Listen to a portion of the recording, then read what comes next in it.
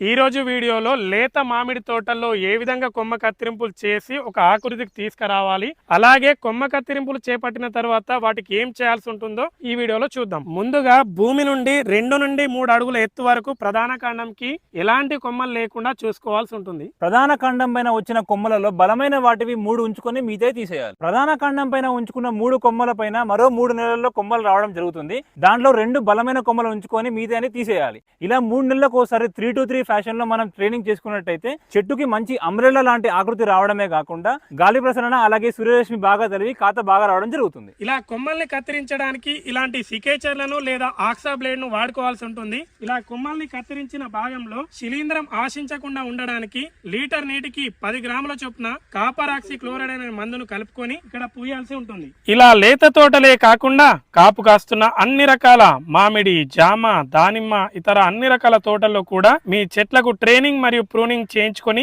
ఎక్కువ దిగుబడి పొందాలనుకునేవారు